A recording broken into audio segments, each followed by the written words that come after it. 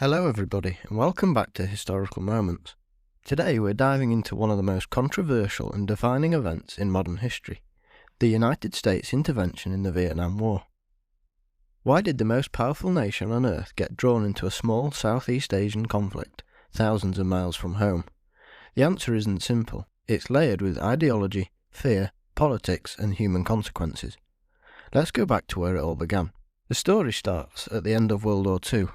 Vietnam, then a French colony called Indochina, had suffered under both French and Japanese rule. When Japan surrendered in 1945, Vietnamese revolutionary leader Ho Chi Minh declared independence, quoting the American Declaration of Independence itself. But France wasn't ready to give up its colony. What followed was the First Indochina War between Ho Chi Minh's communist-led Viet Minh and French colonial forces. By 1954, after the decisive French defeat, Vietnam was temporarily divided. The communist North under Ho Chi Minh and the anti-communist South, led by Diem. A nationwide election was planned to reunite the country, but it never happened. To understand why the US got involved, we have to see this through the lens of the Cold War.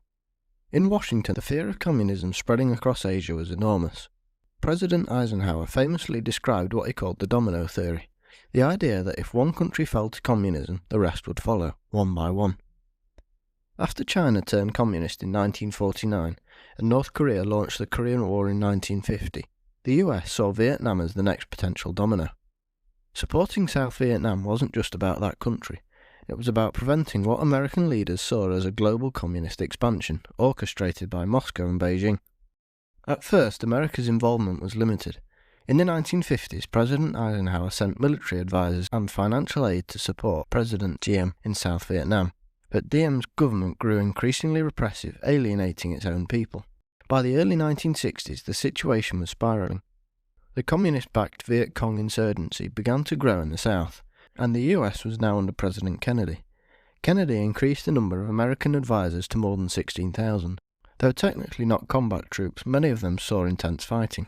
Then, in 1963, Diem was overthrown and assassinated, with US approval. From that moment, chaos deepened both politically and militarily.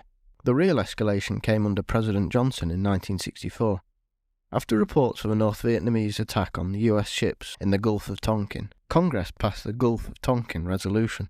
That resolution gave Johnson broad authority to use military force in Vietnam without an official declaration of war.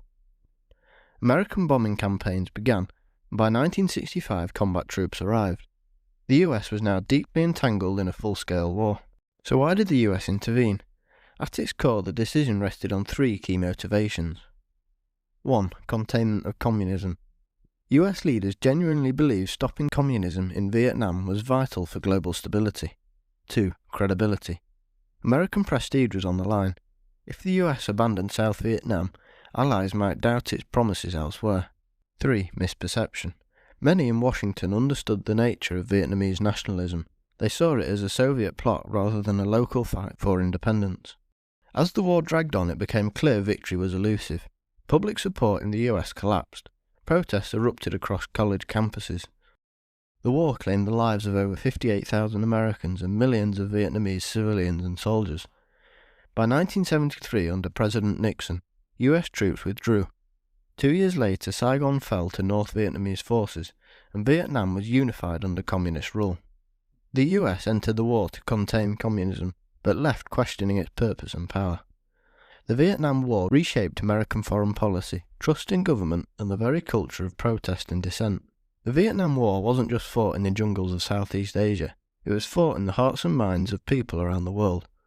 The US didn't just intervene for territory or resources, it intervened out of conviction, fear, and a belief in its global duty. History shows us how powerful beliefs, like the fear of losing the world to communism, can drive nations into conflicts they never intended to fight.